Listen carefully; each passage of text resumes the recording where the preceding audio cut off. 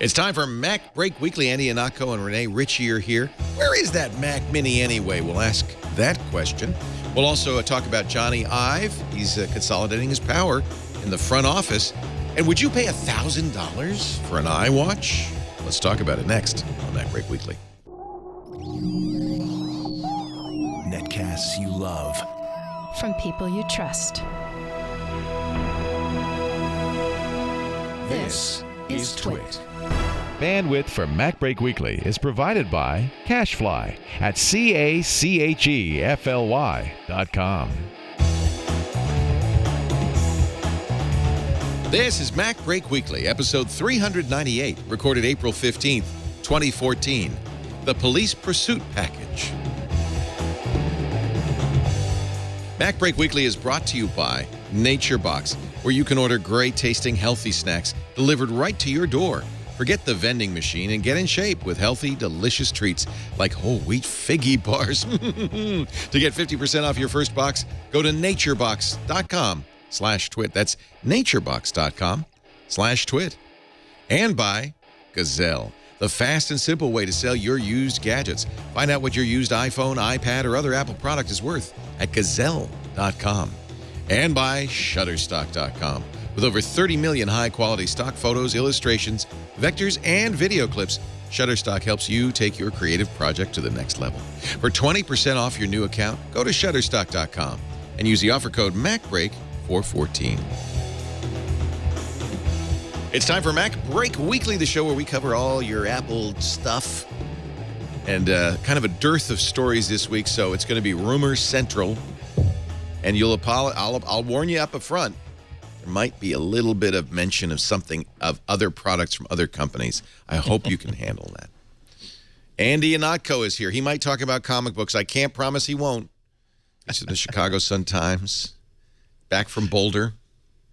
Back from Boulder, where I don't want to say I was disappointed that I didn't see quite so many people quite as high as I expected them to be. But if this is the difference between like a state in which marijuana can be simply bought by anybody who's an adult and not, is it just that everybody in Massachusetts is high all the time and I haven't noticed it?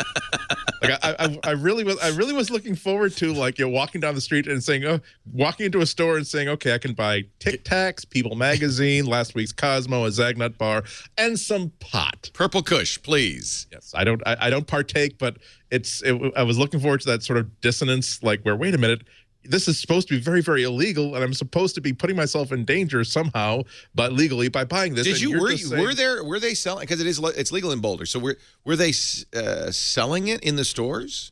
No, not that I was able to see, but then again, I wasn't off campus all that much. But like driving around, I was expecting. I guess I didn't know what I was expecting to see. Henry told me it hasn't changed. My son is a student, of course, at Colorado, University of Colorado Boulder, where Andy just was for the Council of World Affairs. And he told me, oh, no, you can't. It's not yet. It's not like to the point where you still have to go to the dispensaries and stuff. Yeah, and I was told by a couple of locals that not a whole lot has changed because everybody still knows somebody who has a grow in the basement, and it's a lot cheaper to buy from your usual source, so why not buy from the usual source? This is an unexpected consequence of legalization of marijuana. Anyway, before we talk more about Council of World Affairs, let's say welcome Renee Ritchie, also from imore.com. Hello, Renee. Good to see you. Good, Leo. I don't want to get in the way of Andy's pot talk, so I'll just say a quick hello. Is pot legal in Montreal? Feels like it should be. It's decriminalized. I know sex is legal there.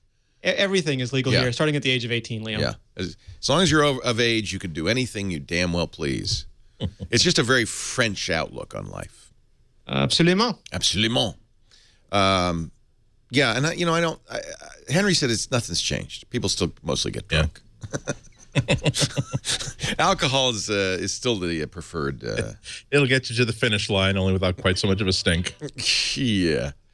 So you had fun at the Council on World Affairs. What is the Council on World Affairs? You go every year, I know, and you talk about this every year. Yeah, basically it's for every year for the past like 40 years, the University of Colorado gets together about 100 people from all kinds of disciplines and to talk about panels about something like 20 a day that are open to the public on every issue you can imagine. So I'm part of the science and technology track. So they usually put me on things like, Web 3.0 and things about what Snowden was up to, the maker movement. Although it's a really diverse group. I was on a panel about comics with G. Willow Wilson, who created that really great Ms. Marvel comic, and a couple other guys. I was on a panel on lying. Oh, with wow, with John Roderick and a couple others. I shared it, but the what I love about this conference is that it really is like the X Games half pipe snowboarding competition, only intellectually speaking. Yeah. Where you just have to you can't really prepare a 12-minute talk about each of these topics. What you do is you create them. You know that I'm going to start at this point. I'm going to end at this point. I'm going to try to do these 3 things in there, and at any point I could land on my head and basically humiliate myself in a really terrible way. But the people that you meet there, like I've some of my best friends I've met at this conference over the past 10 or 15 years. And I mean, even on the ride back to the airport, being driven in a minivan by a student, sharing a van with somebody who was assistant director of science communications at NASA Goddard, and she was telling me things about pulsars that kind of freaked me out a little bit, because I didn't know that. How can they be generating more mass within themselves if they're doing this? And so I wound up having to furiously download stuff onto my iPad so I could read it on the plane. So a week doesn't go by where I don't feel like I've learned something really, really cool, met some cool people, and realized exactly how inadequate my own curriculum vitae is. But what fun, huh? It's a lot of fun. So cool. The fact that you pay your own way to go there, and so many of these speakers keep coming back year after year, just shows you what a cool event it is. Yeah. Well, we're glad to have you back, and glad you had a good time. Thank goodness Sir Jony Ive is kept busy, because if it weren't for him, I don't know if we'd have any Apple news at all. We're what is it going on, Renee? We're waiting for the other shoe to drop, I guess, with WWDC. Yeah, I mean, WWDC will be the first chance no, to see the news stuff. Did you launch Chrome again? No, I did nothing. Wow. But it only happened when you start talking. It wasn't like in the middle. Yeah. So maybe it's Skype is saying it's like something. It's like Renee usually has so much intelligent things to say. The best thing is for him to simply keep saying those intelligent things. It will enhance the show, and it will also keep the static off the channel. Begin each statement with Is it really broken again? No, it's fine. Oh, no, that's fine. It's like it's something about this is my guess, and I'm not going to edit this out so everybody heard what happened. My theory is that if we don't talk to you and nothing happens with you, Skype does something. It goes to sleep, and then it wakes up again. And in that wake up period, there's some junk. Anyway, why is it? Apple, it seemed to me that in years past, and this is our 8th year of doing this show, we've never had this period of there's nothing really to talk about. It's a combination of things. One is they've gone on these yearly cycles, so it takes a year roughly, sometimes a little bit quicker, sometimes a little bit longer, but roughly a year to get to a new version of OS 10 and iOS. And because they do that every June at WWDC, we have to wait again every June for another WWDC to see new software. And because they really are pushing hardware as fast as they can go, it takes them a while to get those devices to market. Like, they were trying to get the iPads out on time. The iPad mini shipped, at the last possible second it should have shipped to still be out. And they're just running out of time on making these products because a yearly cycle again. And I think we're going to keep seeing that. It's going to take them until they absolutely have to get the product out before we see it. I'm still hoping that they'll do a Mac Mini at some point soon. But that's not was that the kind of thing you'd announce at a WWDC? Maybe. I mean, because it's for a lot of developers use them. Yeah, they just slot them into their existing developments. Wasn't that the pitch? That was the pitch on the Mac Mini. You're a PC. Remember that? You're a PC developer. You've already got everything you need. Just put a Mac Mini on top of your tower, switch the cables, and now you're good. I remember that. And I know so many developers who've done just that. They were PC developers. Maybe they were Palm OS developers, and they just bought a Mac Mini, plugged it, bring your own keyboard, monitor, and mouse, and they're good to go. Yeah, and every time I open the door to someone's network closet in almost any kind of office, I will see like these really expensive, really complicated like blade servers, like the size of phone booths. But somewhere there's always a Mac Mini that's in there somewhere, not necessarily running services, but running all the admin stuff. So that because none of these admins would like to administrate all this stuff with the tools that that a non-Mac will give them. We have how many Mac Minis do we have in our exactly in our server closet downstairs? Tons of them. If you Chat-O-Matic, our chat room is running on a Mac Mini constantly. Our router is running on a Mac Mini constantly for the video switch, video hub. They're great little devices. Minis are killer. I mean, I've been looking at NAS devices within iTowards, finding one that's easy enough to set up and use and administrate to actually recommend it to people. And I'm not quite at the point where I'm willing to say, okay, forget about it, just buy a Mac Mini.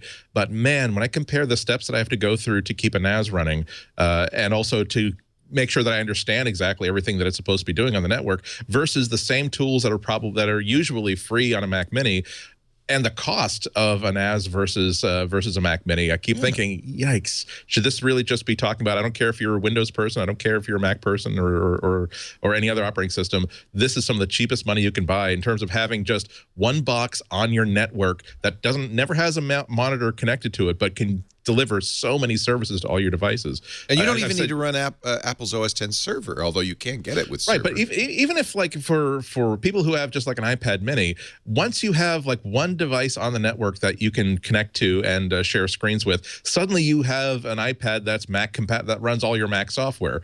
Because now you have you have Screens Connect or some other like really good screen sharing software for iOS, and now really, who needs to get Office for iOS? Who needs to get wait for Scrivener for iOS? Because you can run it very, very well from this thing. There's it might seem counterintuitive to buy a computer for the sole purpose of never actually sitting in front of it and doing anything with it. But once, I think after like 6, 7, or 8 months of incrementally adding more services like a Plex server, more file servers and print servers and application servers, by the time you get this thing finished with these single-click installations, wow, you've just so totally crushed everything that you'd like to do and made a really modern worldwide domination sort of global computing grid for yourself. It's been a long time. I love Mac Rumors buying guide, because what they do is they keep track of not only rumors, but how long since an update. 539 days since an update. That's almost 2 years. Although it is not, I know, the longest time since update. The March 2009 Mac Mini release ended a 574-day drought. But it's coming close. The average is 381 days between releases. Rumors abound, but none of them have come true. One of them from January said end of February. Well, we're past that. It is certainly overdue, and Mac Rumors is saying don't buy updates soon. But when? But when? Sometime. Yeah. The Haswell chips would make a lot of sense in a Mac Mini, not because of battery life, but just because of lower power, lower heat, and faster. And not only the internals, but Apple is really becoming a much more design-focused company than it ever was. And for Apple, that's really saying something. They love to have products that just really look great. And I think that right now, the Mac Mini is the only really boring product that they have. Now that they've totally reinvented the Mac Pro, this is the only thing that's essentially a rounded rectangle, QuickDraw 1.0 sort of CAD design tool. It has nothing really cool or interesting about it. It's just designed to be efficient and interesting. And so I really think that this design is just green and glowing as a target for Jony Ive and his team to say, let's do something that is a radical redesign. Let's not even assume that people who buy this even want necessarily an internal mechanical hard drive. What if we were to make this as slim and compact as possible while still having as many ports as someone would want on a basic PC? I really think that that's going to be the highlight of whatever they come out with this year. And I do think that they're going to come out with something this year. I look at what Amazon's done with the Fire TV, even though now these are ARM chips, but it really is an Apple TV-sized, full-blown computer, quad-core GPU. No, very little storage. Have you heard anything, maybe, Renee, about the idea of a storage-less Mac Mini, one that you would just plug stuff into? I have not. I was going to say the one thing that's nice about Haswell also is the Iris graphics that come with it. Yes, because just like the Retina motherboard MacBook graphics. Pro, Yeah, the Retina MacBook Pro was underpowered, the original one, and Haswell and Iris fixed all that. And the Mac Mini's graphics, not the best thing in the world either, and Iris would really boost that. But the only thing I've heard is that a new Mac Mini is coming, and it's just, it's currently missing in action. But I don't think they would do storageless or headless. That's the Apple TV's wheelhouse. It's a little Chrome-ish for a Mac. Yes. And yet, boy, that would be an interesting product. Yeah. I don't know. So OS 10 according to Ryan Shrout at PC Perspective, host of This Week in Computer Hardware on this network, new Haswell processors are coming next month for desktop and mobile. 27 new desktop processors and 17 new mobile CPUs. They will replace the existing Haswell processors. I'm not sure what's new and different in them.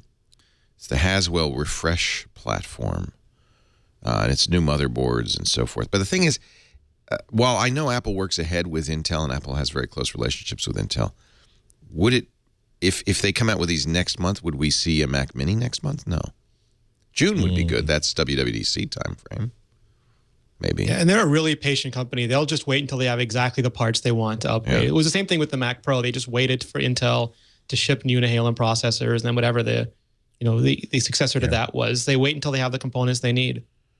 Apple really is kind of a Willy Wonka style company now, where they're so confident in what they're doing, and they're so successful in all their product lines, and they got so much money that they're sitting on that I can't imagine a single product track, with the exception of the iPad Mini, where they feel a lot of pressure from outside forces to make sure they keep rotating it and they keep refreshing it and keep improving things. They don't really care, do they? They just... Oh no, I wouldn't say they don't care. I think it's like a company like Samsung. All they got is the ability to produce interesting and new products on a regular schedule. Other companies, they are almost living hand to mouth as hardware manufacturers, and if their next notebook is not a hit, they got a big problem for the next 2 years.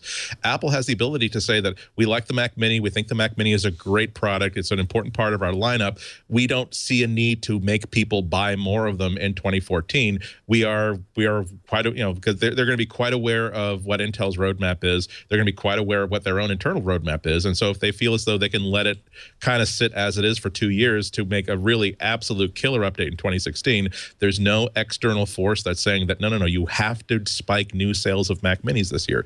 So that's a enviable place for any tech company to be, to only be able to be free to make only the products they really, really want to make.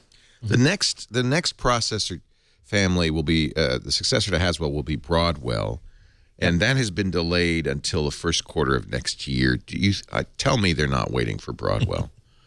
Not for the Mac Mini, no. No. I mean, Broadwell makes a lot of sense for the ultra low end laptop, not the ultra low power laptop market. Right.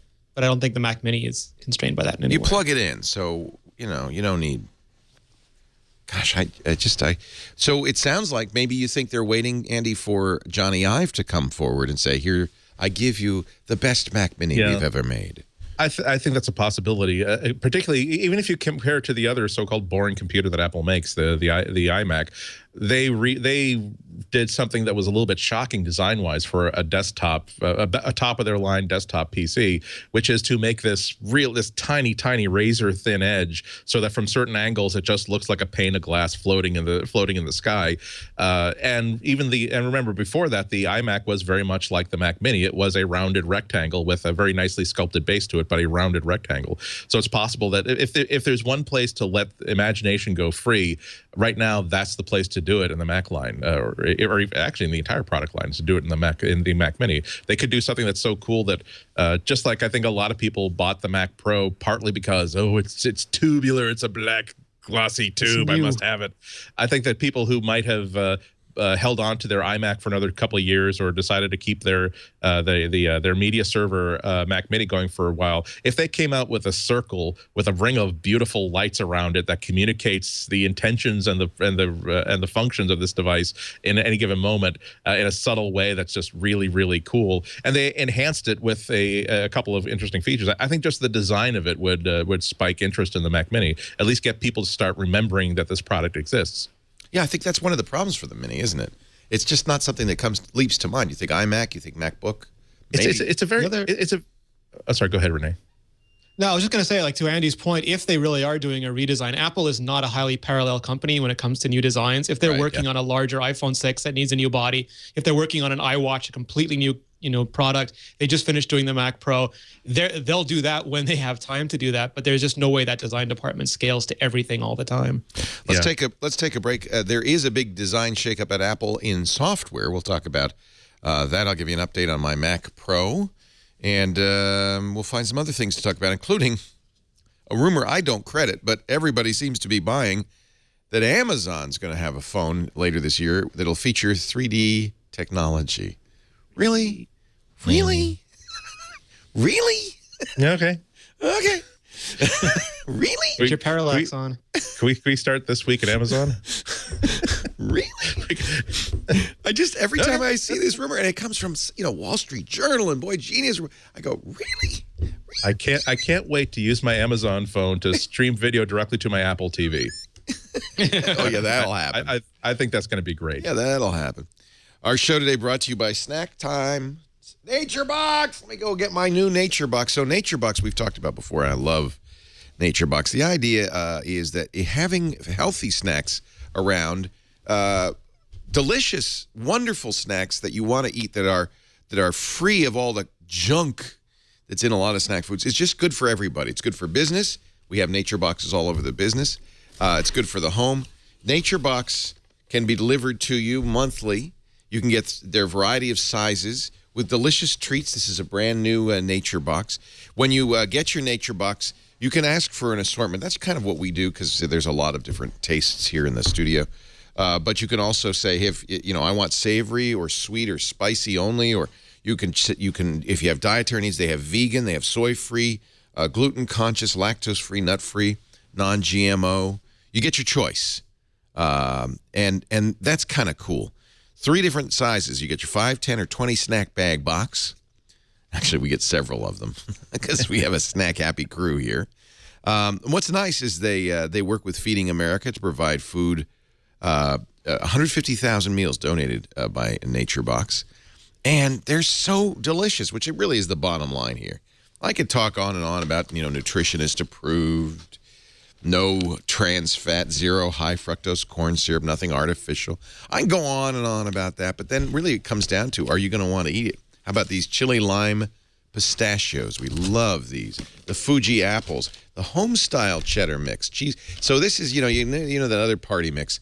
This is like you would make at home. I'm going to open this one up because I'm a fan. Wait a minute, though. Oh, gosh, now. Whole wheat raspberry figgy bars. That's Sarah Lane's favorite. She loves those. Italian bistro pretzels. When Nature Boxes arrive here at the studio, they usually disappear within a day or two. You're going to love them, and that's why I want you to try it. And if you go to naturebox.com/twit, 50% off your first box. I have to do the Homestyle cheddar mix. Just do it, Leo. You know what their slogan is? I love it. Stay full, stay strong. No more empty bellies here. naturebox.com/twit. Oh, this looks so good. So much better. Cheese-flavored corn chips, corn nuts, and pretzels. Oh, man, that's not nice. I'm sure. I know, I'm sorry. naturebox.com/twit. I love... I hope we don't get like a major manufacturer of peanut butter as a sponsor because that could delay this show. That could cost us. I just, it was always my dream to have food sponsors on this show. And I gotta tell you, thank you to you and Lisa, because there's nothing better than coming. This wasn't this trip, but coming home from a trip and seeing a box and expect, and it's full of snacks. Yeah, we sent you a box. That's all you want. You just want to suddenly, without having to do anything, snacks appear and are ready to be eaten. That's how it should be. That's how life should be. Did we send some to you, to Renee? Yes, they were absolutely fantastic. They lasted all of about a day and a half. Yeah, well, that's the problem. They need bigger. We're going to need a bigger box. So Jony Ive and Greg Christie apparently didn't quite see eye to eye. Christie is out. Ive, of course, still there. Christie joined Apple back in 1996. He's been there 18 years. He worked on the Newton. When Jobs came back, he cleared out a lot of people, but not Greg Christie. He is listed as the inventor on nearly 100 patents, has 31 pending patents right now. Worked on software design, is widely credited as the co-inventor of Slide to Unlock. Sources at Apple say after 18 years at the company, Greg's decided to retire and cash in his shares, which is probably at this point worth quite a bit of money. Apple said Greg's been planning to retire later this year after nearly 20 years at Apple. It's not quite 20 years yet. It'll be 20 years in 2 years. He's made vital contributions to Apple products across the board and built a world-class human interface team which has worked closely with Jony for many years. He did testify in the Apple-Samsung trial last week in San Jose about Slide to Unlock, gave interviews about the process of designing the iPhone to the Wall Street Journal and NPR. So it's hard to say. 9 to 5 Mac said it's following friction between top Apple Human Interface Vice President Greg Christie and Senior Vice President Jony Ive. Apple's hardware and software design is being dramatically shaken up. Ive, of course, has always been responsible for hardware design, but this is seen by some as a consolidation of his power in software as well. Well, he already has the power in software. I don't think that this is as Peyton Place-ish as people are making it out to be. Gruber used his sources to look into it, and he agrees this just seems to be a case of someone who's been at the same job for 20 years. And sometimes you wake up in the morning and realize that, wait a minute, how many tens of millions of dollars do I have? Why am I going to work in the morning? That sometimes you're just ready to move on and do other things. That's what it looks like. I don't think any other company provokes so much speculation that anytime someone moves in or someone moves out, that's because there's a knife in someone else's back.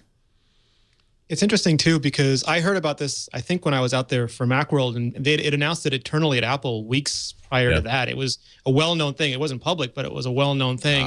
And like Henri Lamoureux, like Baz Olding, there's a bunch of people who've been at Apple for a really long time.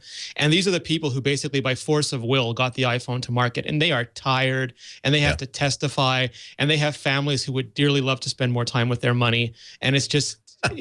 there's so much incentive for them just to want to take a break. That there might well have been friction. I mean, WWDC last year, he did the introduction for the interface talk, but he did not do the interface talk, and it's not the general style of design that he has historically done. So it might just be, all things considered, this is his point. This is a very graceful point of exit for him. Yeah.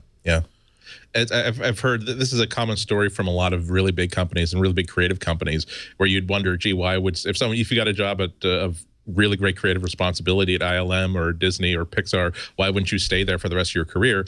And the thing is, a lot of these jobs attract the sort of people who get restless if they're faced with the same creative problems and the same challenges for 5, 10, 15, 20 years, because you have the sort of mind that you can, like Bill Atkinson, who spent years developing software, and now he wants to do photography because this is the lane that their brain is taking them down. Yeah, I mean, in that light, it makes a lot of sense. But it's also, you can see, I mean, both things might be true. You can see Jony Ive saying, "Hey, this is where we're going to go with software. Maybe it doesn't fit what Greg Christie felt. I mean, clearly, if he's been there 18 years."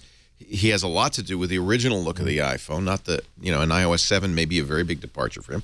So all in all, yeah, and he's got some money, and he'd like to enjoy his family, and God knows, doing the iPhone's exhausting, right? Organizationally, it makes a lot of sense, too.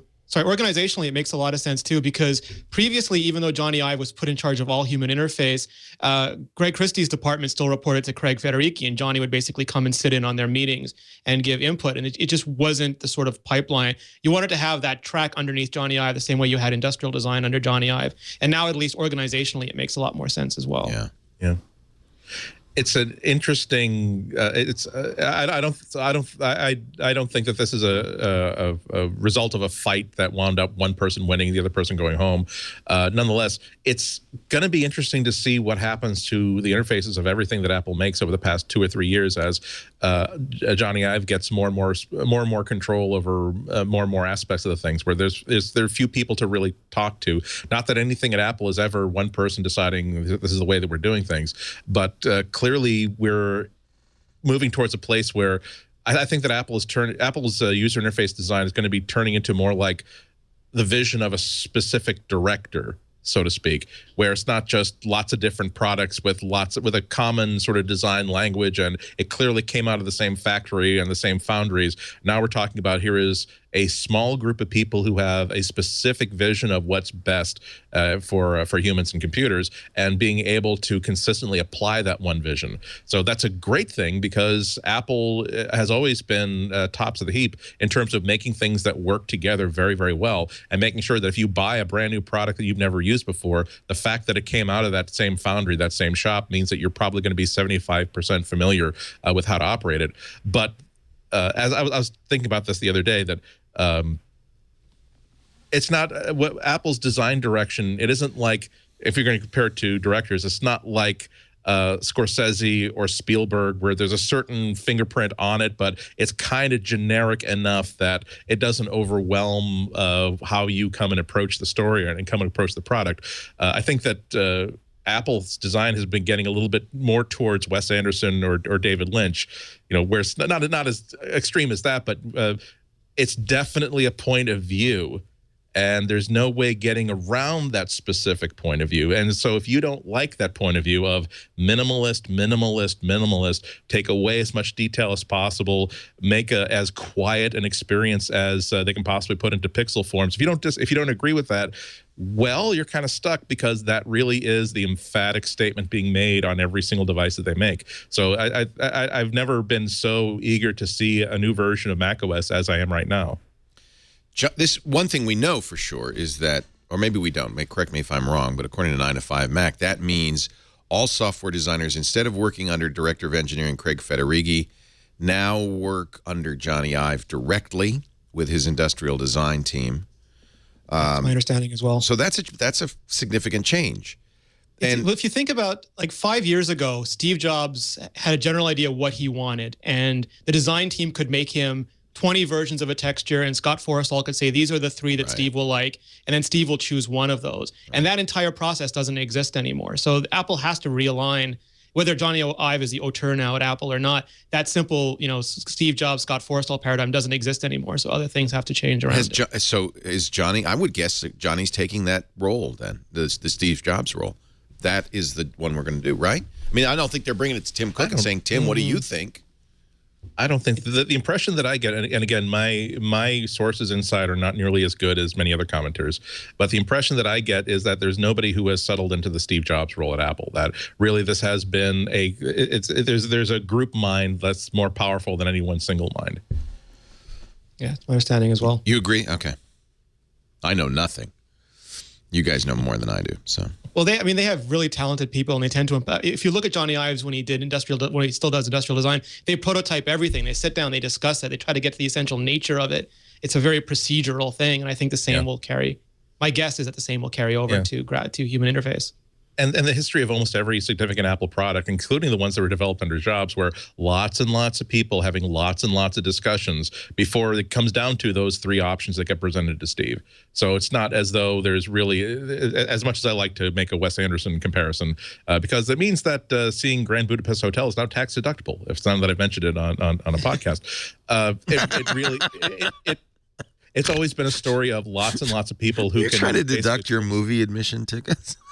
I would not dare. I almost well played, Andy. I can't even. I don't want to talk about taxes, because this is as bad. This would be as bad as talking about Android on the MacBreak show. It is April 15th. I just want to point that out. I did. There was so many years in my early career where I just short formed it, because I just don't even want to have it. I don't want to have to figure out. Okay, yes, I did fly to Macworld Expo to write a bunch of columns, but while I was there, I did see some friends. So if they challenge this, I won't. Okay, let's just not. They count on that, Andy. They count on that. Let's not talk about this. And that's why Larry and Sergey pay so little tax and you pay so much, relatively speaking. Oh, because they make so much, they contribute so much more to the economy. Perhaps. Maybe not. Not the culture, though, Andy. I might have sold a few movie tickets today, but that's basically all I do for other industries. Did you guys read Don Melton's long piece? It was originally in the Loop magazine, Jim Dalrymple's app.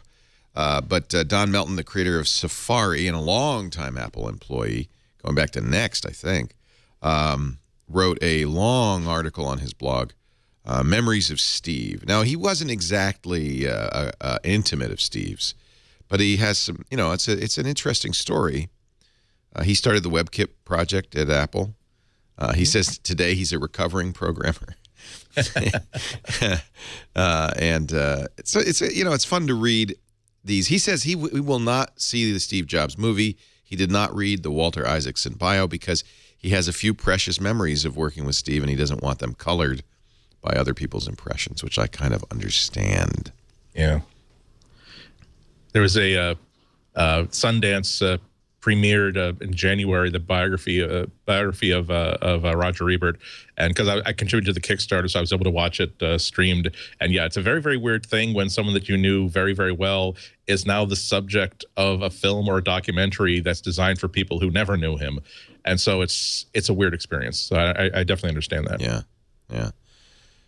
Don I'm privileged to call Don a friend, and he's a remarkable guy. Oh, and he did Mozilla, and then he did Nautilus, and then he did WebKit and Safari. And he's also responsible for hiring a ton of people who now have very senior positions at Apple. And just his stories are fantastic. And those stories in particular there, I think, are just terrific. If you go through them, especially the one where he ends up sitting back down and saying, "I'm so fired." Just because they add sort of a lot of the flavor, and you remember that people who work at Apple, like every company, are human beings and not just drones out there to frustrate us and not give us what we want immediately when we want it. Yeah, yeah. That's the story of sitting in the Apple cafeteria, eating, and there's a few empty seats, and they noticed a familiar face looking for an open table, and it was a long time Macintosh designer Bud Tribble, co-founder of Next, and they all knew Bud Tribble. So they say, "Hey, there's Bud over there. Did you guys see him? What's he doing here?" Ken and I hadn't seen Bud in months, not since Easel shut down. So we were all making guesses about the reason for his visit. Tired of the conjecture, I finally just stood up, cupped my hands, and called out to him, "Hey, Bud, come over here and see your old pals when you're done talking to that guy." Bud looked up, slight pause, and that guy turned around to stare at me. It was Steve Jobs. I will forever remember his look, a slightly lopsided, tight-lipped half smile, eyes narrowed. I've seen that look, actually. As if to say, "I don't know who you are, but I won't forget that." When I sat back down, at least I didn't say something smart-ass like, "I am so fired," in front of my two engineers, although that's what I thought at the time. Ken and Richard thought it was pretty funny when Steve turned back around. Until he did, I think they were holding their breath, too. Spoiler alert, I did not get fired. Hey, Bud! Yeah, it's fun. Did you know Don before he went to Apple, or? No, I knew him afterwards. Yeah. He came on one of the podcasts, and we had a good conversation. And now, once a month, I get together with Don and Matt Drance and Guy English, and we talk about 80s movies, which is the funnest thing in the world. I love it. Well, it's nice. It's a very long blog post. It's definitely one for Pocket or read it later. But yeah, this is something I keep coming back to. It must be really, really hard to be at a senior level at Apple, knowing that so many people outside of Apple are going to imagine a reality series and try to cast you in whatever role they need you to fill in that reality series, as the person who just does part of the old guard who's going to be swept aside by the new designers, as the person who has a new vision for Apple and is trying to be combative and argumentative, as the person who's carrying the spirit of Apple with them and are defending it against the incoming ogres and barbarians. It must be.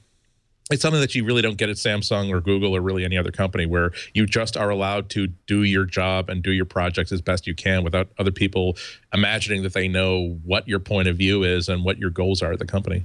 He talks about the rehearsing for the Safari announcement. Jobs wanted to prank Phil Schiller, so he has a slide deck going along, and in the last slide, I guess he's talking about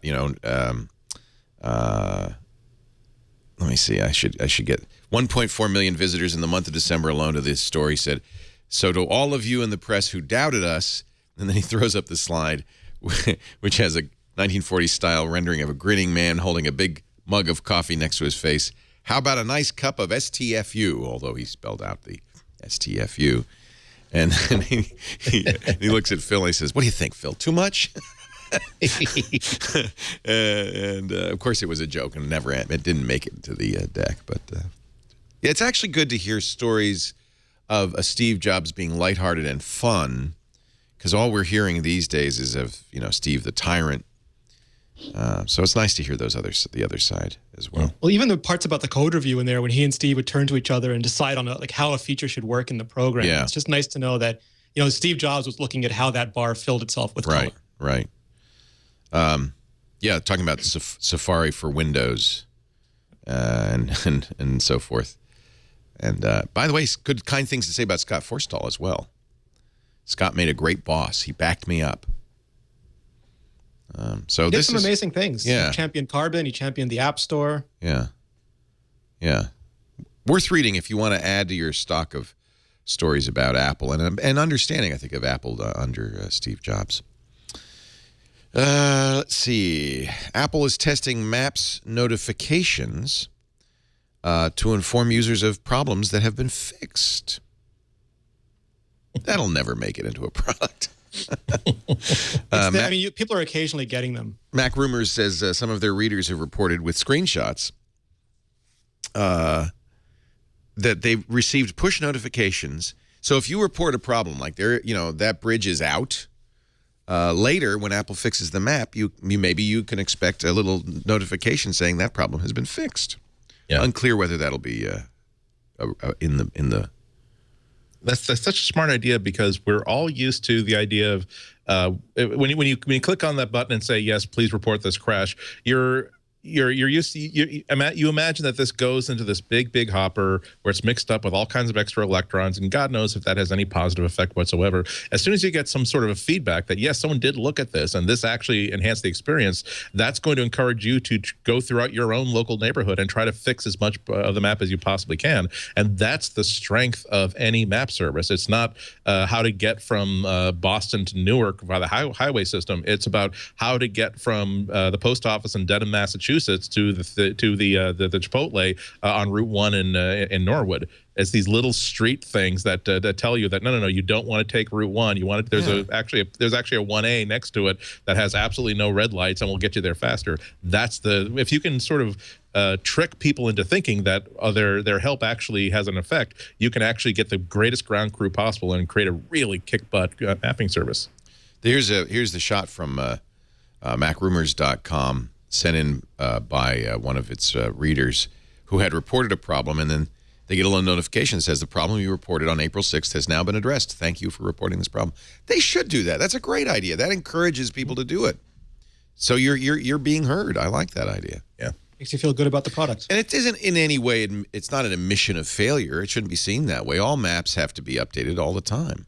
Yeah. It's not a bad thing. Now, do they still call the public garden the public gardens in Boston? Oh, now you ought to fix that, and you'd get that nice thank you. I got to check that again. Yeah. I know I know that this is like if a movie gets filmed at your former high school and they show a chase going from the cafeteria through the English department, you say the cafeteria is near the science wing, not the English. So I know this is a pathetic thing to complain about, but it's something I keep noticing every time, and it bothers me. Well, maybe you'll be glad to know that Apple, according to Apple Insider, is using Wi-Fi access points for indoor navigation. They'll fix that. And 3D positioning. It's a patent, though, so it doesn't mean that they've implemented it yet. But a patent that was granted to Apple on Tuesday describes a robust system that combines GPS, Wi-Fi access points, and onboard location databases to provide mobile devices accurate positioning even when you are inside. So you'll know where that cafeteria is. It's about time. Are we going to see a big new version of Maps before iOS 8, you think, Renee? Or is all of this because they've acquired Hopstop, Locationary, Broadmap, Embark? They're really beefing up their data. They could do it sooner, I suppose, than iOS 8. Will they wait to iOS 8? Well, I think the answer to that is an appalling yes and no. And the thing is that adding in features like transit is going to require new buttons in the interface and a new way of presenting data. So that will be iOS 8 specific. Things like improving the back end, like apparently they're going to be doing a lot of data sanitizing and data cleansing, and just making the stuff that they've already got, because they have great TomTom data, they have great data from several providers, but just making it more uniform and more accurate. And that will just depend on how they stage the rollout. That's all server-side stuff. So it'll be a combination of both of those things, whether they beta test the server-side stuff during the iOS 8 beta just because it's convenient and makes a lot of sense to them, I don't know, but that's certainly a possibility. Be nice. I mean, Google updates maps every 5 minutes. I don't, why not? You're standing there and they're updated. Yeah. And by the way, a new interface, new buttons, no problem. Facebook does that. They just complete re-update. But that also points out that you have to be really conservative and really protect the integrity of your map datums. It's well known that a lot of businesses are gaming Google Maps by if you call for I need a locksmith, I need a snowplow service, I need whatever. They basically because they can add stuff to the map themselves, or at least encourage. There's a system for enhancing maps that they basically flood a certain area with like hundreds and hundreds of quote local unquote snowplow, locksmith, or whatever services, so that instead of calling what you think is going to be a shop that's located 1.2 miles away, you're actually calling a call center that will then dispatch someone that has subscribed to a service that they run. And so there's nothing that can't be ruined by commerce by adding a little bit too much freedom to the mix. Scooter X in our chat room says, Apple still reports a Caro's restaurant in the middle of a nearby park. I've reported it many times, and it's still there. You should open one there. Think of the business you'd get. I think a chicken fried steak in the middle of a park, that sounds like a good meal to me. Who are you to turn down free location advice from people who run the Apple stores? I actually used to go into the local Caro's just to get chicken fried steak, and that, my friends, is why I will be dead in the next 5 years. Our show today brought to you by Gazelle. Ladies and gentlemen, I know you have a hankering. You wouldn't be listening to the show if you didn't have a hankering for the latest, greatest shiny toy or gadget. But how do you pay for that? Do you sell your old gadget? Sometimes people do. I know our chat mod Dan is famous for having all the latest, greatest stuff. And I said, Dan, given what we pay you, which is nothing, I don't know how you do that. And he says, well, I sell them.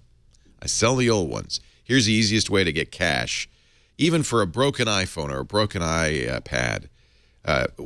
Cash for your Samsung device. Time to get out of that. You thought it was a good idea at the time, but now you're realizing you miss your iPhone. Sell your old stuff at Gazelle. Got an old iPhone 5? Want to get some cash so you can get the new one? No cracks, no problem. Look at that price. Look at that price. You can unlock it, by the way, and get $40 more, $230 for an iPhone 5 from AT&T. But they do buy cell phones from BlackBerry. You don't get as much. HTC, Samsung, Nokia. Yes, they will buy your Surface tablet. They will buy your Google Nexus tablet, your Samsung or Asus tablet, even a Kindle Fire. And the nice thing about this is this quote that you're going to get is guaranteed for 30 days. So when you see that quote, boy, a Kindle Fire is not worth much. The resale value, not great on the Kindle Fire. The Apple stuff, really, the resale value holds wonderfully. When you see that quote, you have time now. You could say, I think I'm going to wait and see what they come up with next. I'm going to transfer my data over. And then, within 30 days, you can pull the trigger. They'll send you a box with a prepaid mailing label on it and everything. You pile all the stuff you've gathered. In fact, go through all those drawers and closets and, sell all the stuff that's just sitting around gathering dust. Yeah, your old Apple TV's worth some. Gazelle.com, they pay the postage. They turn it around fast. If you forget to wipe the data, or, as in the case of an Apple TV, you can't figure out how to wipe the data, don't worry, their experts will do it for you.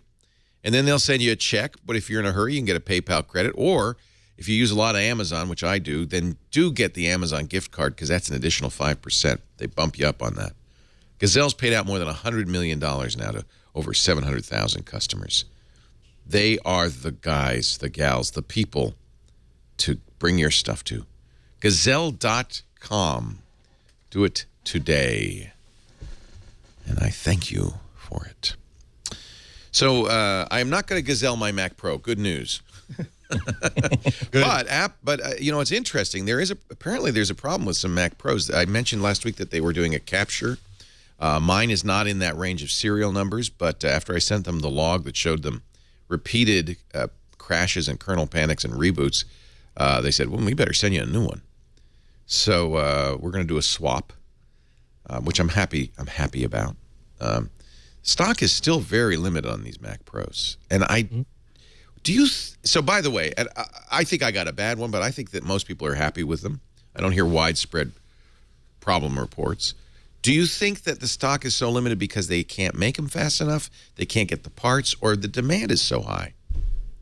Are there rumors, Renee? Anything you're hearing? You've got your ear to the ground. Well, the components, I believe, I'm not sure right now, but as of a month ago, I think all those base components, especially the graphics cards and the chips, were still in slow supply. It's a new manufacturing process, which always takes time to ramp up.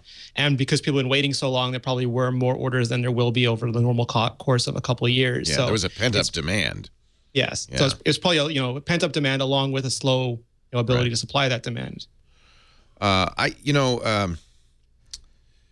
advice, and I think this holds true. I know Alex Lindsay always said this. He just doesn't want to buy the first one off the line, except we always do because we want to be the first in our Don't buy Rev A boards, but we want Rev A boards. Yeah, don't buy Rev A boards.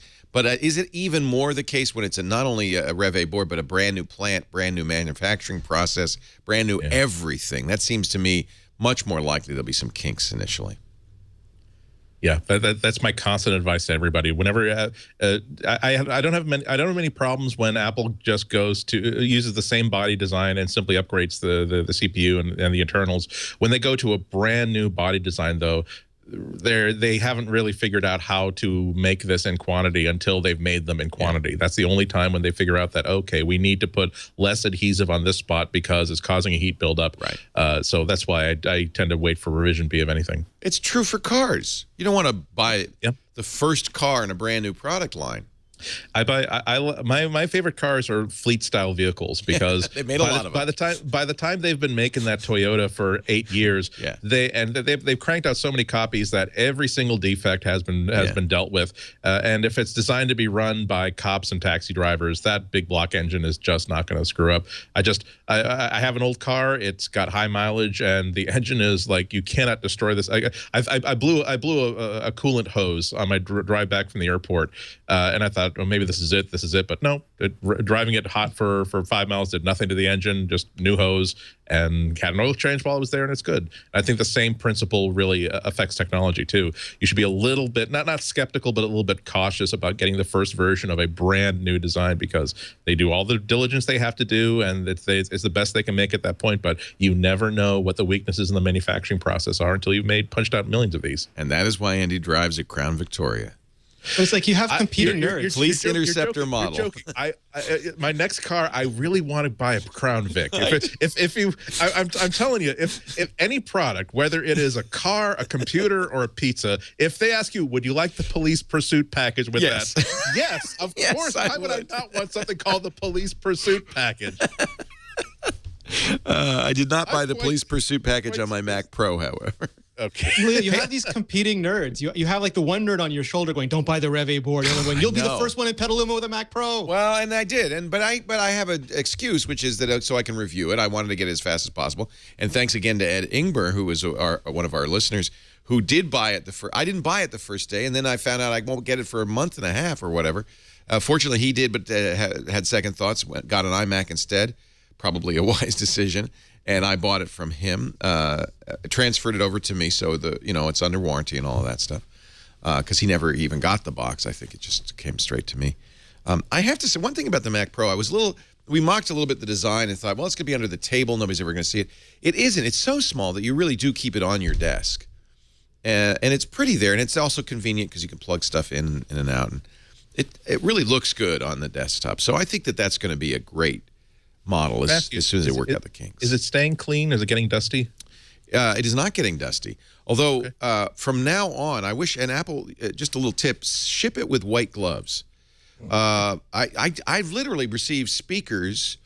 I think I can't remember. Was it Aperion? One of the speaker companies, either Emotiva or Aperion, ships white gloves with their speakers. And if Apple would only do that, then I wouldn't have because it is when you take it out, you hold it, and then I've got fingerprints on the side of it. Yeah. So it should be white gloved. My suggestion. If for nothing else, that a pair of white gloves, cotton gloves, has got to cost something like 20 cents. Yeah. But the impact that you make, exactly. I never know. Sometimes I'm shown stuff like 6 to 8 months before it's being like announced or shipped. And I know it's a big deal if it's in a custom Anvil case. I know it's a really big deal if the first thing that they see after they take off that little egg crate, foam, is that there are 2 sets of gloves, so that whoever picks this up does not put any skin oil on it or anything like that. I don't know if that's just a little bit of theatrics, but again, I think that if you've paid $3,000 for a desktop computer, give me theatrics, give me the full experience. Yeah. So yes, give me cotton gloves. Yeah. What else was I going to say about? Oh, silent? Yes. I've been running, BioShock Infinite. I've tried to tax the dang thing, and I can't. I'm not editing 4K video. But no matter what I do, I don't hear a thing. In fact, I told you the other day that the loudest thing is that old FireWire drive that I have on the desk as a backup drive. I turn it off because I don't want to hear. Everything is dead silent. It's so nice. It's so nice. And as far as I can tell, and I'll put my hand right over that fan, and it's a little warm sometimes. I don't ever feel heat. It really is a nice piece of hardware. So I don't want to scare anybody off because of my issues. I think that I suspect they fixed them by now. iWatch. Forecast from a company called KGI and our favorite Ming Chi Kuo. And Ming's pretty good, right? Am I right? He's pretty good. I mean, it depends on if you're grading on a curve, and I get in an argument about this because people say he's really reliable, but when you look at like this is his 2014 roadmap, which is usually one of the least reliable things because it's only April and he's predicting stuff up until the end of October, and that's really, really hard to do, especially with supply chain sources. But if you look at the 2013 version of this, maybe 40%, 50%, and a lot of that was, Apple's going to make new iPads, Apple's going to make new iPhones.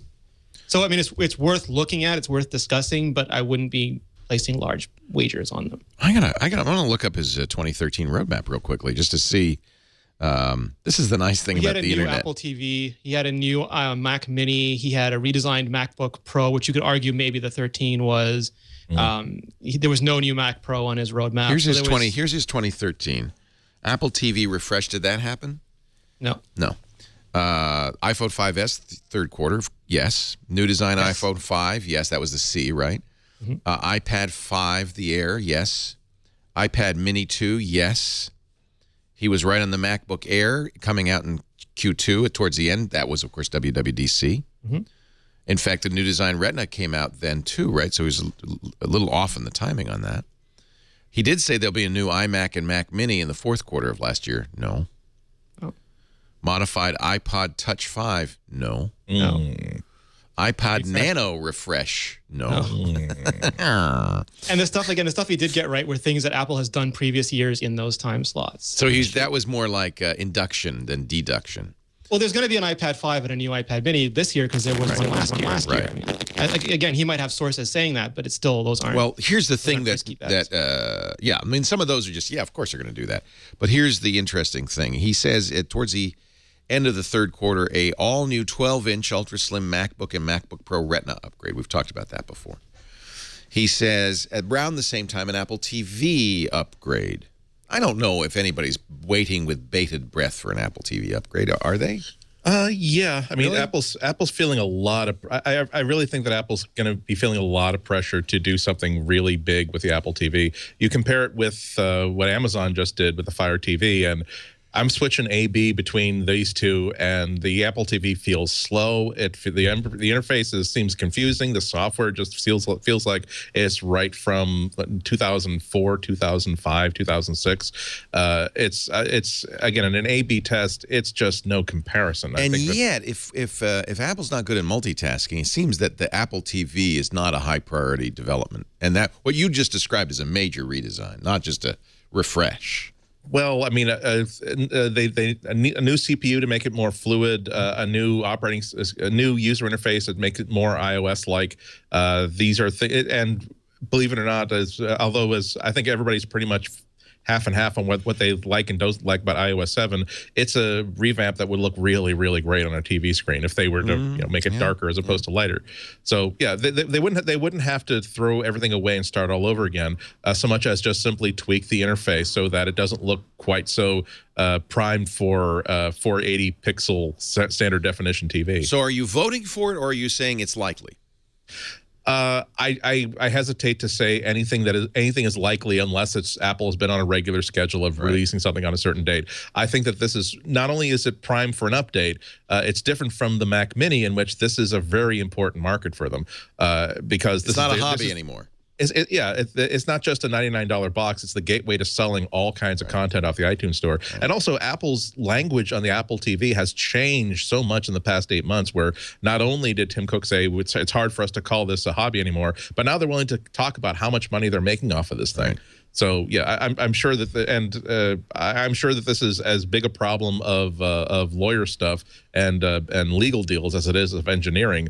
But this is something where Apple, I think they're gonna have it would be like a full event almost about how much new stuff they bring to the Apple TV at this point. At least I hope so, because again, it's become such an interesting segment of the market right now, where I got on my own TV, I've got the Roku 3, I've got the Amazon Fire box, and I've got the Apple TV, and I can have a nice debate about the differences between the Roku 3 and the Amazon, about, well, this does this better, this one does the other thing better.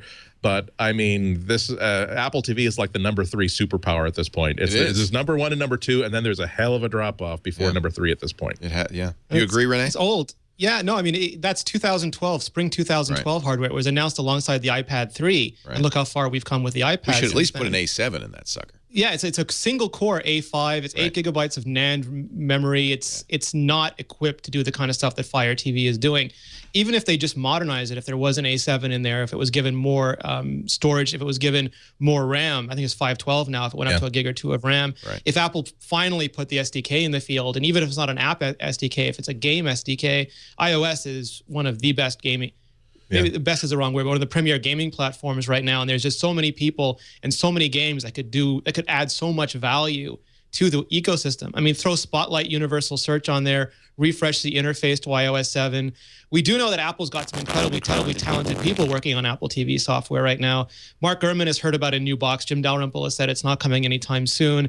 I don't know how big or small those timelines are, but I think we hopefully will see one this year, and I think that would be a much more competitive version. Amazon's Fire TV does pose a threat to the ecosystem, doesn't it? I mean, it's in the U.S. In the U.S., not in your neck of the woods, but because it is a credible gaming device. It's basically an Android device with quad core, 2 gigs of RAM, a dedicated GPU, a controller for an additional $40. So you really and Amazon's really, in fact, they've got a gaming studio. They're really pushing the notion that it is a gaming. It gives them an ecosystem play to put against Apple's. And they have an ecosystem play. You know, it's the App Store is Amazon's. The content is Amazon's. The games are Amazon's. The phone might be Amazon's. Yeah, maybe a phone. We'll talk about that in a little bit. And it is a full Android box, so it's not limited to at least their ambitions for this aren't limited to let's just have a host device to run a Netflix app and a Hulu app. This can really do absolutely anything that Amazon decides that it wants to do. And the other advantage is that you can't ignore that the Apple TV is a fantastic gaming device so long as you have a $400 iPad to play it with, so long as you have a $200 iPhone to play it with.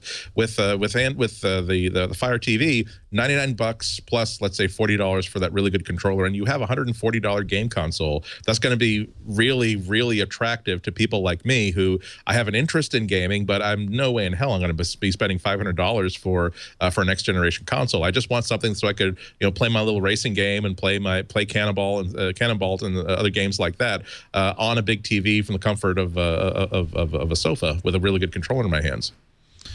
All right. Okay. So other things Ming-Chi, and I do think the 12-inch is fairly credible.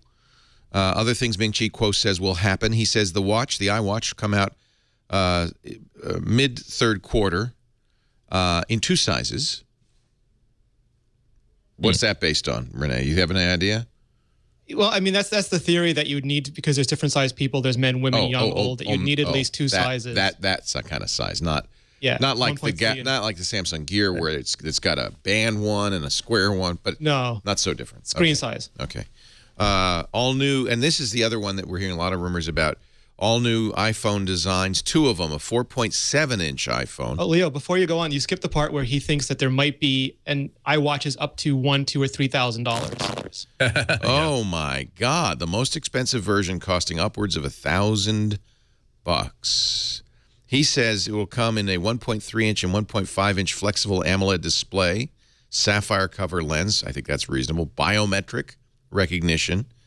Can you put a fingerprint reader in that? I don't know. I think that's ridiculous. That takes up a lot of space. There's when people are speculating about things, they might have sources they can't reveal, and they might have an insight that they can't really share. And I'm willing to say that who knows, many things are possible. But as soon as you start talking about $1,000 watch, that's ridiculous. At the moment that Apple, and I expect this to come back to haunt me, but I will phrase this the way that I want to phrase it. The moment Apple comes out with a $1,000 wristwatch is the moment that I think that we can be a little bit concerned about their grip on reality, because that's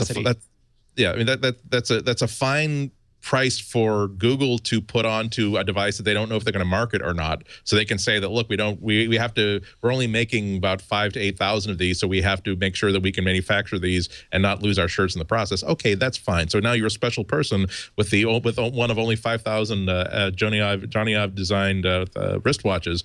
But if they're expecting anybody to do this, is not the company that I know. So this is the reason why I'm willing to simply completely dismiss that as it's just not reality. Jason Snell's tweeted, according to Scooter X, he believes it will use the iPod name. I do not Gruber think said so. that recently too. I think the iWatch, it would be interesting. The way Apple replaced the iPod originally with the iPhone, and they used the iPad to hedge against lower Mac sales. I think that the iPod continues to go, it plummets in terms of how much money it's making for Apple. That a wearable could be something that replaces that revenue. And they've had wearable iPods in the past. The iPod Shuffle clipped onto your tie. They've had iPod Nanos that clip on. Those were wearable devices, and these could be wearable devices that run iOS. But I mean, it could go either way. I agree with Andy that the really expensive one makes very little sense to me. I could see a range of products eventually, from a very, very cheap Shuffle like exercise band to a Nano to maybe a $400 like premium version that does magical things. If you start making a gold and diamond encrusted one, no matter how many fashionistas you hire, that does not seem like a traditional Apple. I don't think that's the case. But I do think it's possible that Apple will say, look, if we are willing to charge $1,000, we can put really interesting new technology in this thing that we couldn't put in a $300 or $500 one. Why don't we do a reference design? We don't expect a lot of people to buy it, but we just want to say, and it's not going to be diamond and gold. I mean, that's not the point of it. Yes, I'm sure all of them will be good looking because of the hires. But what if they say there's technologies we could put in here? I don't know what they are. Holographic 3D projection is. I don't know. The Mac Pro of watches. Yeah. They did it with the Mac Pro, didn't they? No, but that's still a credible product. Yeah, because there's a market. And also, let's not forget the people who are buying a Mac Pro expect to make money with use of this Mac Pro. Apple, as much as we might joke about how there's an Apple tax that you have to spend an extra $300 or $400 for a laptop because of the Apple logo and the Apple design, and as much as we might joke about how infatuated Apple can be about design sometimes, to the extent of making a Pro level MacBook that doesn't have a networking port on it, they are still a consumer-focused, consumer-driven company. And I think they appreciate that once they put a $1,000 price tag on a watch, the expectations of what this is supposed to do and the amount of pleasure it's supposed to give the user will be so high out of proportion with what they can deliver that they would just throw that right off the drawing board.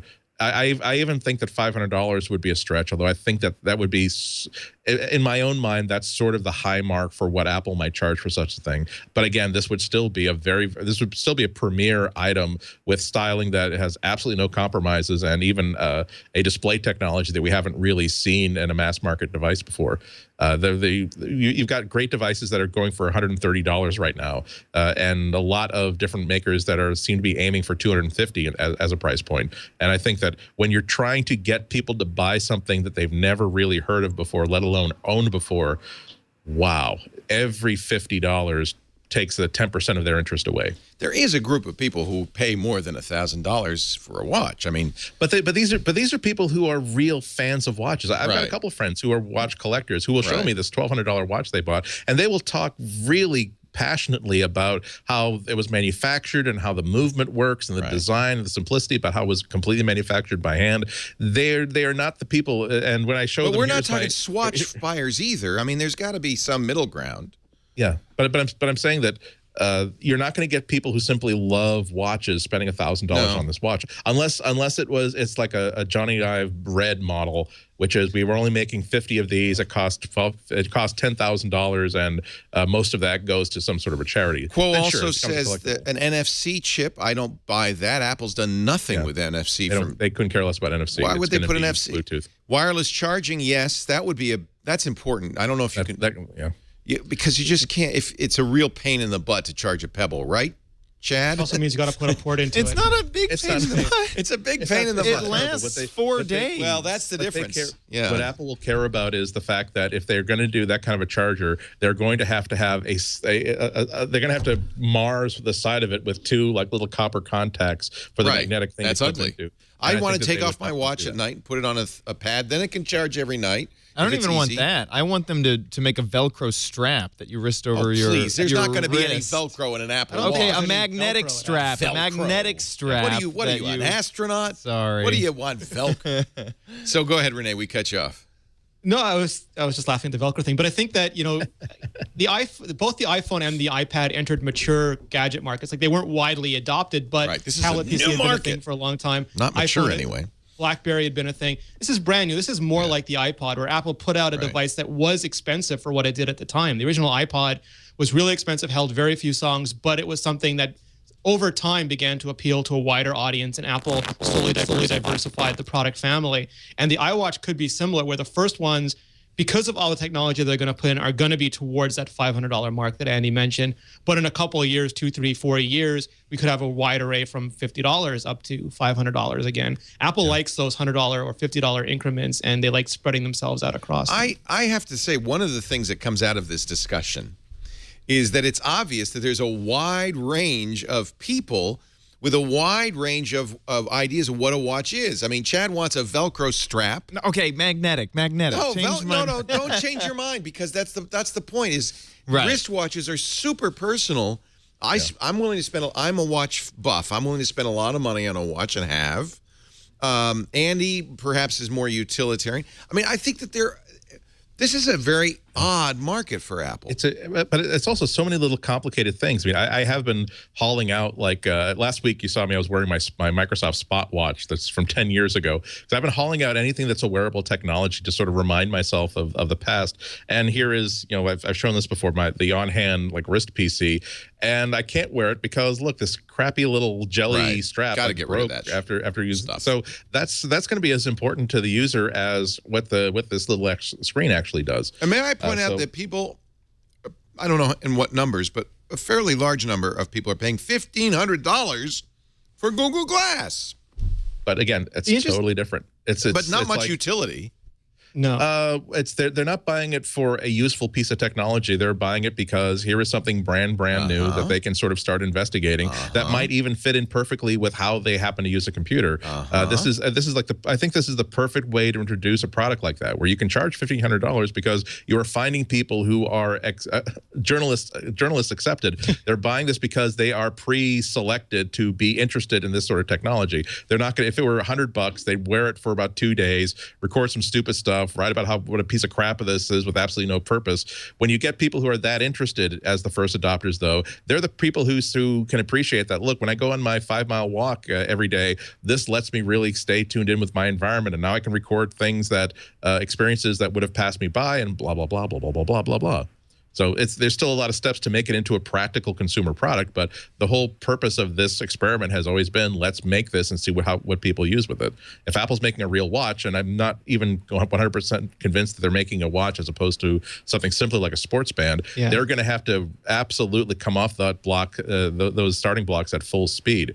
It's going to have to be an iPhone launch. It's going to have to be an iPad launch. It can't be like Apple TV, where they say, hey, here's something we're playing with, and it's a hobby for us.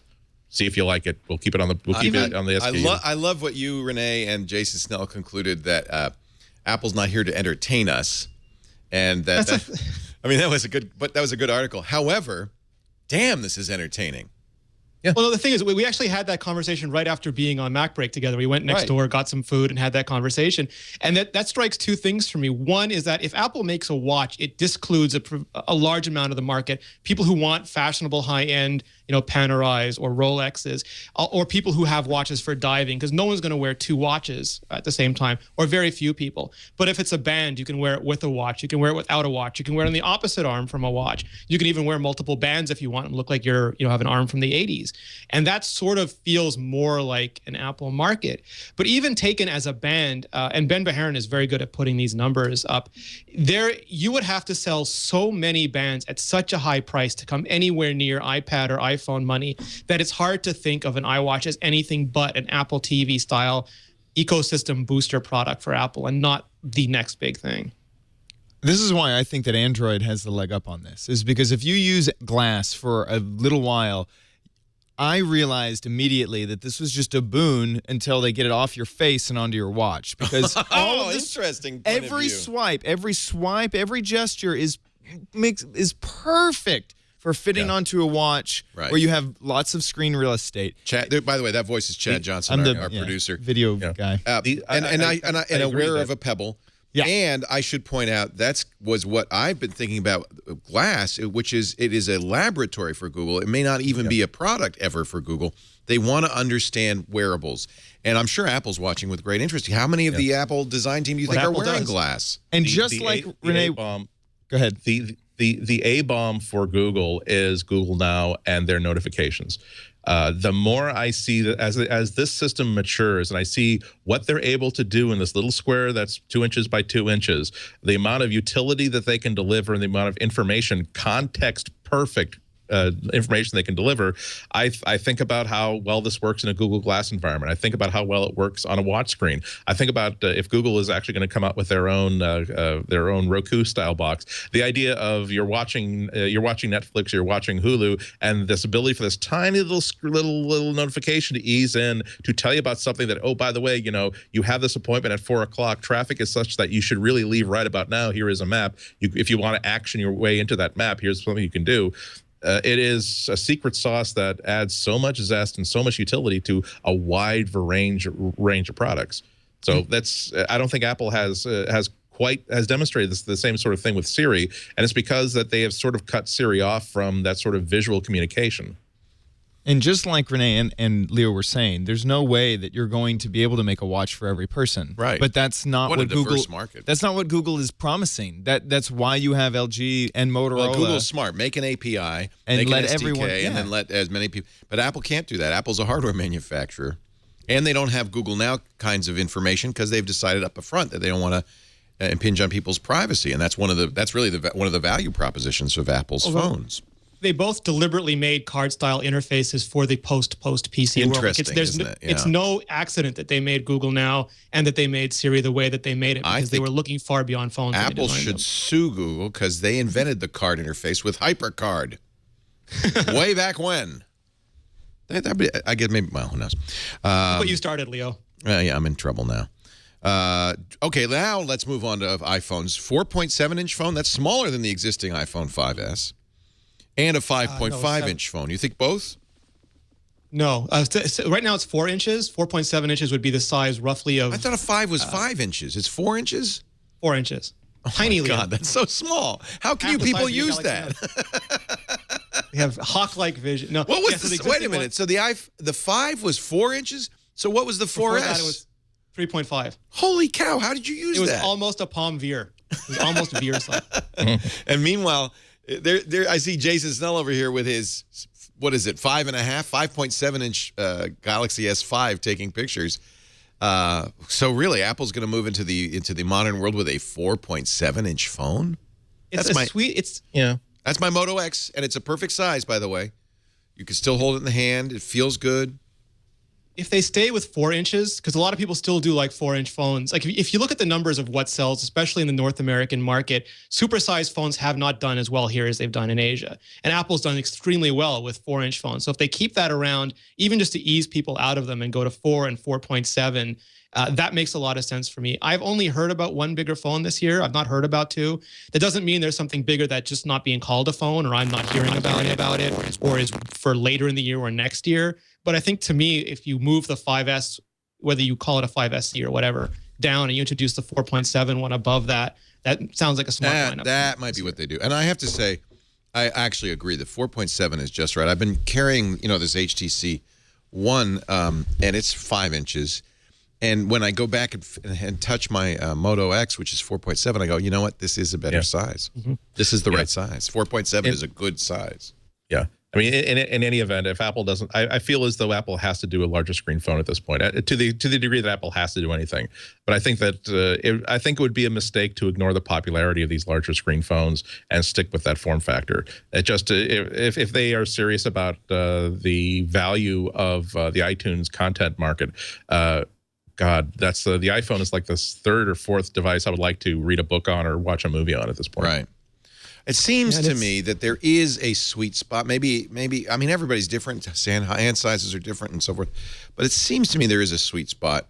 And after going back and forth with littler and smaller and stuff, I have to say 4.7 feels like it's the sweet spot for everybody. Maybe I'm wrong. I had I had the Nokia 1520 phone, which is so big that I actually had to. 6 inches. It's a very nice phone, but I actually had to make a purchase at the grocery store to prove a theory that it is exactly as big as 1.5 Pop-Tarts. That's how big this telephone is. A Pop-Tart and a halfer. Now you can deduct the Pop-Tarts, Andy. There you go. Or no, I don't care about deductions. I want sponsorship deals. I want to be on these podcasts with like a Pop-Tarts patch and a Victoria patch. And, I'd like that. But yeah, there is a sweet spot. I do think I did pull out my Moto X just like you, believe it or not, a few weeks ago to start firing that up again and taking a look at it. And there's something about that size that is. Right. It's larger than the iPhone to give a much more air to the user interface and also to content. It's not as overt as the HTC One, which is a brilliant phone, but there are times when you feel like if you take this out in any environment, it's all about this is me, and I'm using my mini tablet device. When sometimes you just want the discretion of a personal communication device. We're going to take a break and come back with your picks of the week. So, gentlemen, fire them up. Our show today brought to you by our friends at Shutterstock.com. Shutterstock is the place to go to get royalty-free images, vectors, and videos. And good Lord, do they have a huge selection. At last count, let's go down to the bottom of the page. I love this. 35,895,957 royalty-free stock images. 250,000 new images added this week. 250,000. And Shutterstock, I mean, these are high-quality images, almost all of them for professionals. Really good looking, each of them curated for quality. Every time you visit, you'll find something new. So thank goodness they've got such a great search engine at Shutterstock.com. Make an account. It's free to do so. You don't need to give them a credit card. Once you have an account, you can search to your heart's content and even add images to the light box. So I'm looking for watches, for instance. Here are some beautiful watches. And so you add them in your Lightbox so you can just save them for later reference or to share them with a colleague. You can also take the noun, which is normally what you'd search for, and you can narrow it down. So they have if you want to refine your search, they have a great color picker that says, well, I only want blue watches or green watches or red watches. You can narrow it down by category. You can say, I only want photos or vectors or illustrations. I can even narrow it down by orientation, horizontal or vertical. I could exclude keywords. I mean, you could say only images with people, only images without people. Editorial or not. You can even say, look, I only want images with females. I love this. From 40 to 49 of African-American ethnicity, and there should be 3 people in the picture. Do you think I'm going to be able to do they'll actually... Will this result in anything? I don't know. Maybe I narrowed it down too much. Nope. So maybe if I take out, let's remove watches. Oh yeah. Well, no, watches is the search. I mean, I know all. I mean, there you go. So here's 3 people pictures with watches, and women 40 to 49. That's bizarre. Wait a minute, they got a guy in there. Get him out of there. Oh, they got to have him in there because he's got the watch. It is fun to play with Shutterstock. If you create the lightbox, create the account, you can do the lightbox, and then you can really play with it. Featured, if if you're a member, you get I think there's a free clip every week that you can take a look at. Now, when you decide to buy, you can buy individual clips or individual photos. You could buy a package, or you could do a subscription. That's what we do. The 25 image a day subscription, great for a blog or a publication. But let me ask you, if you decide to buy, to use our offer code, MacBreak 414 for April, 414, because MacBreak 414 will give you 20% off. I should sign in, but anyway, look at here's a picture of an iPhone with Facebook on the screen. Here's one with LinkedIn. Here's just an iPhone. If you're doing editorial work of any kind, you gotta have this thing. Here's that looks like a Moto X. I love it. Just go over there, make that free account, and play with it a little bit. You'll see why we love it so much. Shutterstock.com. Use the offer code MacBreak414 when you buy to save 20%. Andy Anako, I bet you have a pick of the week. Yes, and this is a really great one, although this is going to be a little bit divisive. I think 90% of the people listening will say, oh my God, that's such an incredible thing. I have no idea that was possible. And 10% will be thinking, oh my God, I can't believe that feature's been around for so long and you're just hearing about it now. But yes, I just heard about this now. If you look in the back of your cable box, your HD cable box, you will see a FireWire port there. Yeah. And it looks like a FireWire port because it is a FireWire port. Doesn't do anything. Oh, yes, it does. What? There was in 2004. From 2004 afterward, makers of high-def cable boxes are required to include a FireWire port that allows people to record TV shows in a digital format. This preserves the VHS sort of functions of analog television, where you can just, if you want to record Dave and keep it, you can put a cassette in. So that's exactly what that port is, although the cable companies don't really want to tell you about that. So if you connect a FireWire cable to that and whatever sort of mojo you need to hook it up to your Thunderbolt thing, you can actually record anything that's going on your cable box there. This is last night's Letterman show, recorded, not converted from analog to digital, the pure 1080 HD digital screen with no conversion whatsoever. I do not think this is widely known at all. And it works. There's also communication. So all you need is whatever cable you need to get it done. And it cost me all of $35 to get the right adapter, and a free app called Fire Record that hasn't been updated in several years, but it works. And what it does multiple things for you. The simplest thing that it does for you is you just, whatever's coming, whatever your cable box is playing, if it's an unprotected channel, it will just simply record whatever it's spitting out into an MPEG-2 file. It can also actually control your cable box, so you can actually tell it, please tune in to CBS at 11:35 p.m. and record for 1 hour, and then stop recording and attach it to a file. And again, now it only does live, right? You can't take something you've DVR'd, or you can. No, again, this is the function of this is to make sure that people don't get cheated out of the normal functions of an analog VCR. So this morning, I asked myself the same question. If you have stuff that you've DVR'd, you can just simply start an instant recording, essentially just push the record button on this app, and then start playing something that you recorded like a month ago. Sure. And you can capture all of that then in full HD. MPEG-2. It's MPEG-2, so you need a VLC, the free video player, to play it. What I do instead is that I simply convert that file using Handbrake and convert it to just a basic MP4. And now you can use it in iTunes. You can sync it to your iPad. You can edit it. I really was interested in this because now that Letterman is on his way out, and maybe Craig Ferguson too, I want to start recording shows that I don't want to lose. He's on the block. Yep.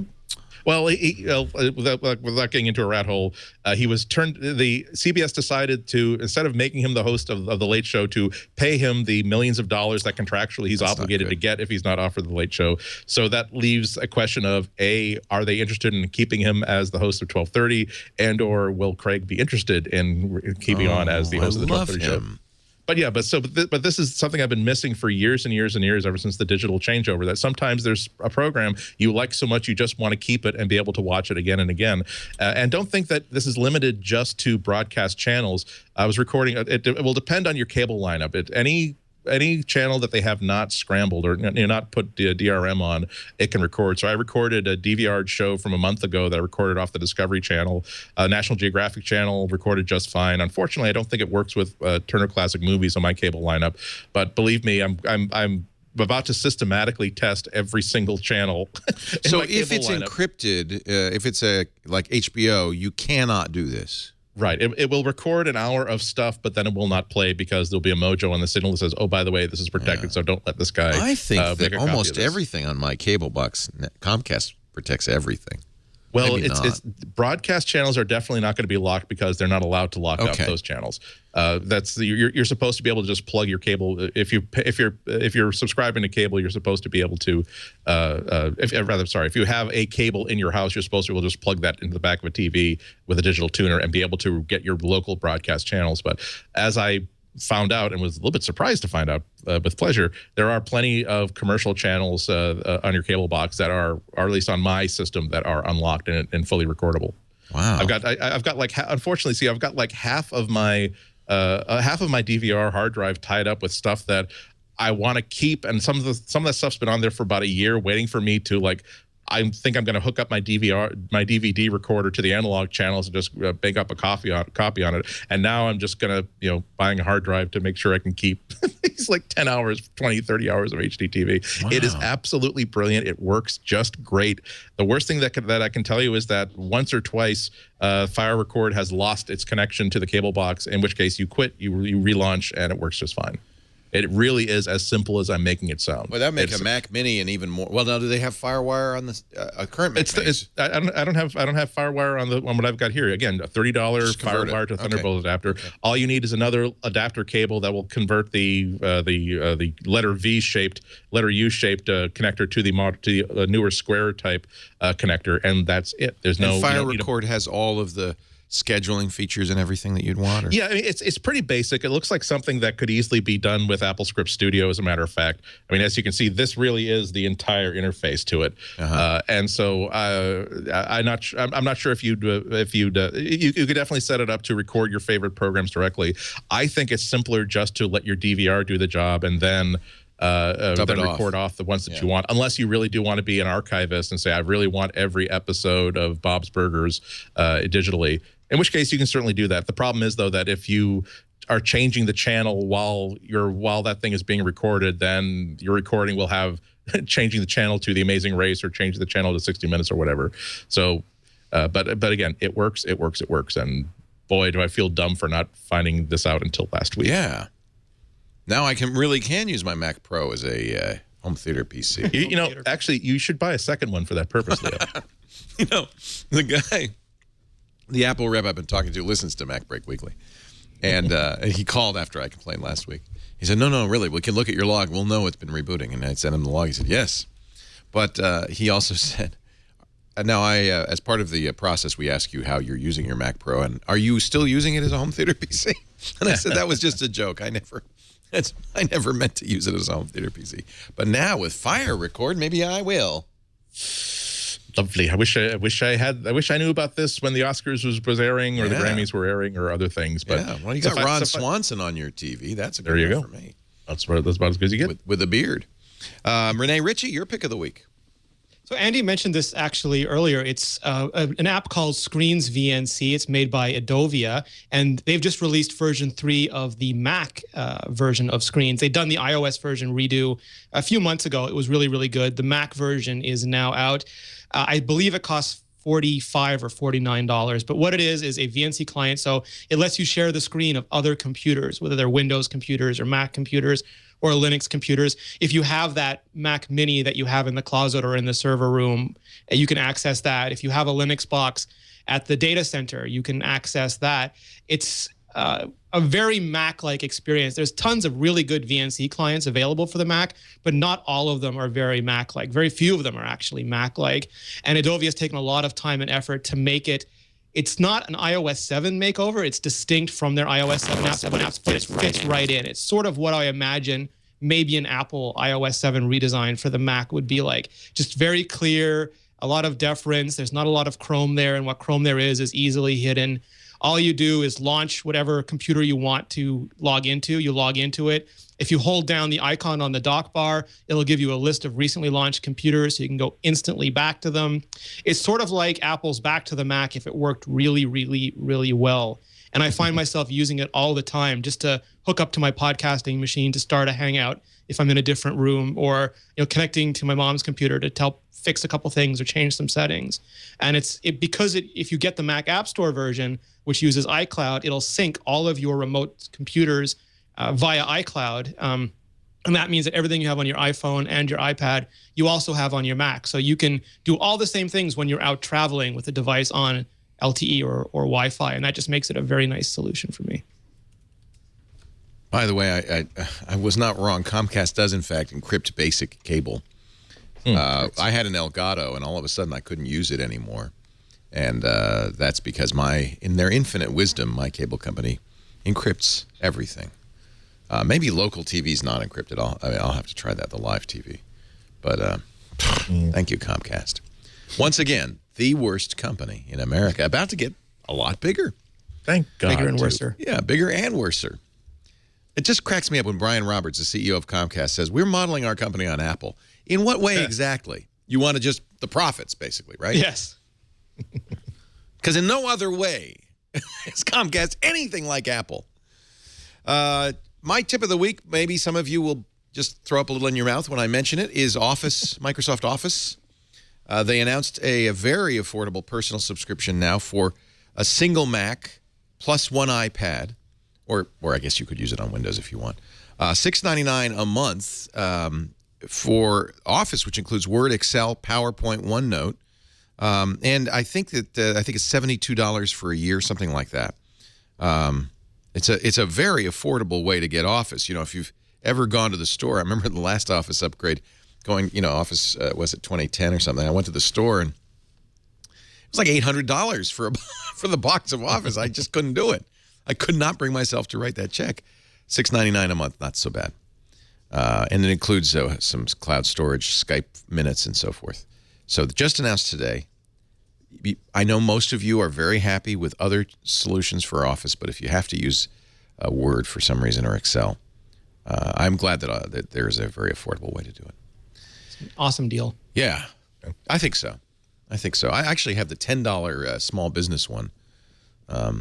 And that gives me 5 computers, which is great. So, and that can be a heterogeneous mix of PCs and Macs. So I have some Windows and some Macs. They also promise that when they update Office for the Mac, which is probably in the next year, you'll get that automatically. You don't pay addition. I'm glad that there's proving to be an actual upside to the subscription model, at least for Microsoft and Adobe customers, because it stinks to say that you're going to have to pay X dollars forever to get access to Photoshop. But at least they're saying, well, look, here's the free things. Here are ways that we're extending and enhancing it for you, so that maybe you will be happy to be spending money every month for the rest of your life for the ability to edit photos. Andy Ihnatko, you are my man. My man. Dude.